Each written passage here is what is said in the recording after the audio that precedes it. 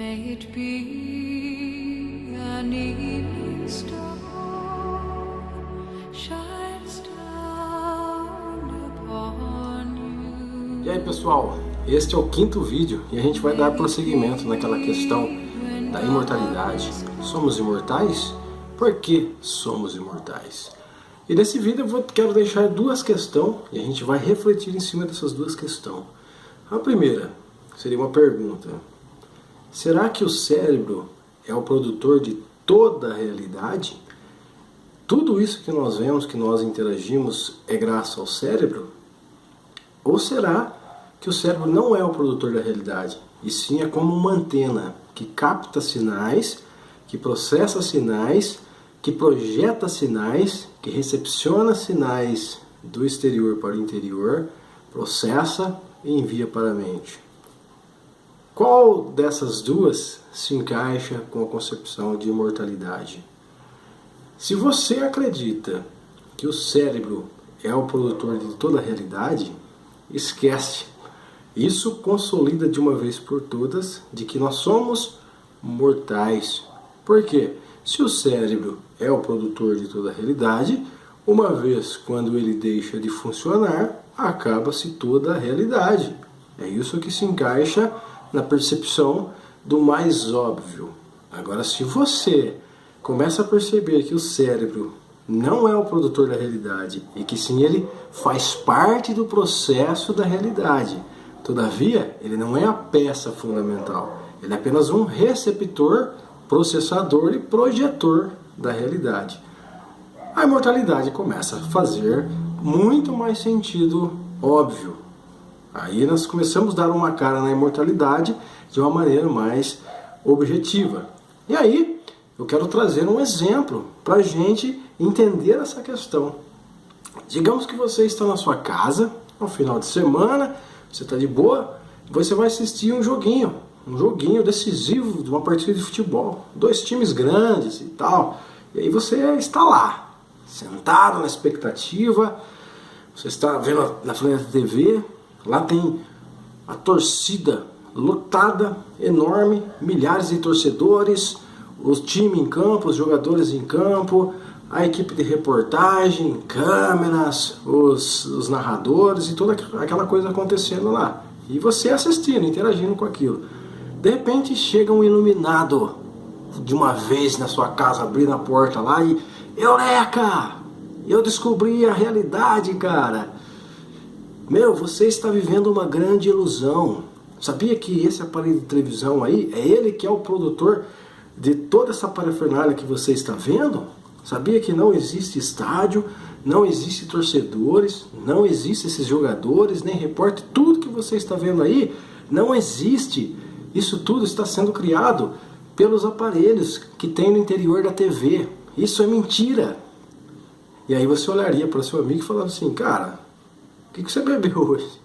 Você está totalmente maluco, cara. Claro que não. Tudo isso está acontecendo. Eu só não estou lá vivo porque eu estou meio sem grana e tal. Então por isso que eu estou assistindo na televisão. Mas a torcida, a plateia, o jogador, todos eles existem. Tudo isso está acontecendo em tempo real, cara. Se não caiu sua ficha, tá vendo que esse aparelho é só um receptor de sinais, é só um receptor de informações? Então, obviamente, ninguém admitiria que a televisão é que cria todas essas imagens, é que cria os jogadores, o público em geral. Ninguém vai admitir essa ideia. E por que as pessoas admitem a ideia de que o cérebro é o produtor da realidade? Não faz sentido dentro dessa perspectiva. Agora, não faz muito mais sentido se a gente perceber que o cérebro é como uma televisão, que ele apenas capta sinal, processa e retransmite esse sinal? Faz muito mais sentido. Daí a gente vai ter que englobar aquilo que eu já trouxe em outros vídeos, de que como primordial, como fundamental, a raiz de todas as coisas seria a consciência cósmica, ou se você quiser chamar, pode chamá-lo de espírito. Seria essa consciência a única entidade real que atua fora do espaço-tempo. Depois dela viria o campo mental, que seria a alma, o corpo perispiritual. Por que perispiritual? Porque ele envolve o corpo físico. E depois sim, como subproduto do próprio corpo mental, viria o corpo. O corpo nada mais seria do que um veículo ou uma televisão onde que a gente pode usar para que a gente nos manifeste nos planetas. No caso, para que a gente possa estar aqui interagindo um ao outro. Então a gente, por obrigação, precisa de um carro, por obrigação precisamos de um veículo. Mas que, como entidades reais que somos, nós não somos esse corpo. Esse corpo é um aparelho que nós usamos, porque por trás disso nós somos um corpo mental. E esse cérebro, ele capta sinais desse corpo mental, processa, e aí sim ele projeta através do movimento, da fala, da interação com as outras pessoas e todo esse fenômeno que nós compreendemos por vida. A coisa começa a fazer muito mais sentido. Por quê? Porque você começa a perceber na íntegra de que quando esse veículo não oferecer mais condições para esse corpo mental estar aqui, simplesmente o corpo mental vai deixá-lo e vai continuar com a mesma percepção, só que em outras dimensões da realidade. E depois lá vai criar quantos corpos forem necessários para que ele mesmo sobreviva e passe por N experiências que é para se passar. A coisa fica muito mais lógica. Então, para nós percebermos a vida após a morte de uma maneira mais objetiva, com certeza a gente tem que mudar muitas das nossas percepções da própria realidade. E aqui eu vou deixar um conceito, vou deixar um vídeo que eu baixei na internet. Já estou falando que eu não sei se isso é um fake ou se isso é verídico, mas eu estou trazendo aqui só para vocês refletirem nessa questão da alma. Por quê? A alma, nem dentro do corpo ela está, ela atua como alguns esotéricos chamam de campo áurico. Ela atua fora do corpo.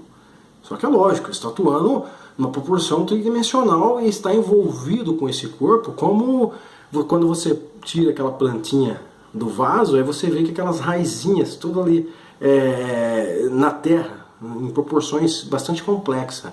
Então, eu diria que esse corpo astral, ele está enraizado nesse corpo físico. E claro que com a morte ele vai se desvencilhar do corpo físico. Então, eles estão ligados por filamentos altamente complexos. Enfim, e que esses filamentos e essa alma não está dentro do corpo, e sim fora do corpo, atua fora do corpo. E ainda mais fora, mas totalmente ligado, atua a centelha divina, que é essa entidade cósmica.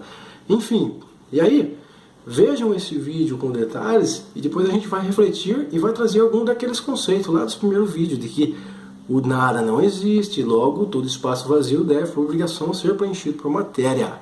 Então observem, vocês estão vendo aí, então a impressão que se dá, como eu já disse, não sei se isso é fake ou se é verídico, mas eu trouxe só para a gente ter uma ideia da coisa.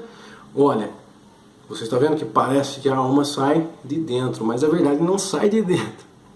Essa alma, uma vez que o espaço vazio não existe, obviamente que quando a alma deixa esse corpo, que é o veículo de manifestação nas Matrix, ela vai ter que ocupar o espaço desse corpo. Então ela vai ter uma tendência natural de se contrair, porque ela está simplesmente ocupando o lugar do corpo. Quando ela está no corpo, ela se dilata, porque ela cede espaço para o corpo. Saiu, ela tem uma tendência natural de contrair. Então essa impressão de que se tem de que a alma está dentro, mas na verdade atua fora. E em profundidade, nem dentro desse corpo nós atuamos para fora dele.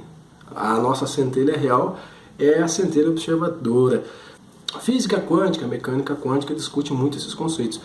Bom, esse vídeo eu vou parar por aqui, era para trazer essa ideia para vocês. Eu vou citar alguns cientistas renomados de nome, cientistas contemporâneos aí, que discutem acerca dessas ideias aí, mais ou menos dentro da ótica que eu trouxe para vocês aí. Claro que cada um tem os seus tipos de visão, mas quando você pega uma somatória de coisas incomuns, vocês vão perceber que eles estão comprovando de uma maneira bastante objetiva e científica de que realmente nós atuamos fora desse corpo, de que nós temos um corpo mental e de que nós temos um corpo espiritual, que seria a consciência cósmica. Enfim, Gary Schwartz, Dr. Dion Radin, Amit Goswami, Rupert Sheldrake, Bruce Lipton, Joe Dispenza. Tem um que já faleceu, que foi um dos maiores neurocientistas de toda a história, que ganhou o Prêmio Nobel de 1963.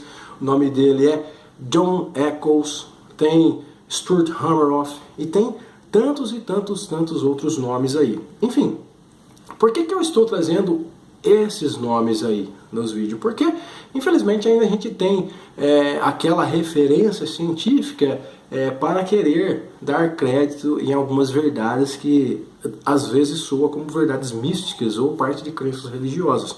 Porque se a gente for se valer dos conceitos orientais, de muitos conceitos aí de pessoas despertas, aí são nomes que não acabam mais. Então eu trouxe aí essa fração de nomes aí de milhares de outros especialistas, tantos num conceito mais espiritualista como num conceito mais técnico e científico. Eu trouxe essa fração de nomes aí só para você ter uma ideia que esses assuntos deixou-se de ser crença e passou-se a ser assuntos sérios, assuntos a se discutir em meios acadêmicos, porque essa é uma realidade que nós, aos poucos, estamos acessando e que eu acredito que quando as pessoas tiverem absoluta certeza, isso já estiver proliferado nos meios educacionais, de que nós somos imortais, por uma questão de que o universo ele demonstra toda hora, todos os dias, através dos fenômenos, de que tudo é imortal, porque tudo vive dentro de uma imensa mônada cósmica. Eu acredito que quando as pessoas tiverem isso enraizado no programa subconsciente, enraizado no DNA, com certeza nós tenderemos a desvencilhar cada vez mais dessa cultura da morte e tenderemos cada vez mais de não só tornarmos-nos melhores como pessoas, como indivíduos, mas como deixar o próprio ambiente o qual nós vivemos e interagimos melhor. Porque acaba-se aquela cultura de mata que resolve. Porque daí, como a gente vai matar algo que não pode morrer? Aí a gente vai começar a perceber que quando a gente vai nessas ideias do mata que resolve, a gente, em vez de resolver a situação, a gente camufla, a gente joga a sujeira para debaixo do tapete. A gente piora muito mais essa situação e também tem aquela questão do semelhante atrai semelhante. Eu até deixei um pequeno texto no Facebook que eu falo que o perverso, quando ele deixa esse corpo, ele vai se unir com um montão de outros perversos e eles vão viver em suas perversidades.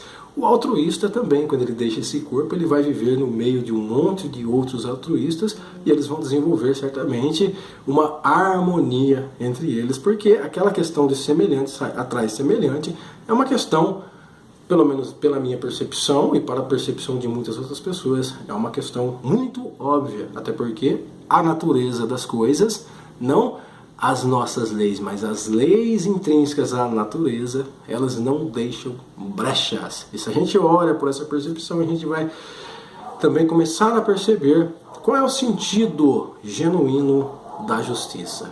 E saiba, a natureza pratica justiça milimetricamente, proporcionalmente, e dá a cada um de nós aquilo que realmente nós somos, e aquilo que nós somos é aquilo que nós merecemos receber.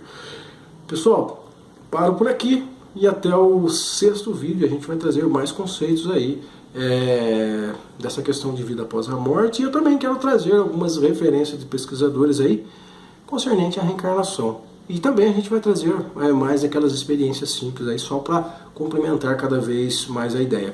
Vou deixar na descrição aqui do vídeo alguns vídeos aí da questão desses nomes que eu trouxe para vocês aí. Vou deixar até um vídeo aí, um link de um bate-papo entre Bruce Lipton e Rupert Sheldrake, que eu achei bastante interessante. Enfim, deixo aí, se vocês quiserem acrescentarem, complementarem aí, otimizarem aquilo que vocês já conhecem sobre, eu deixo algumas referências. Abraço, se inscreva no canal e até o 6º vídeo.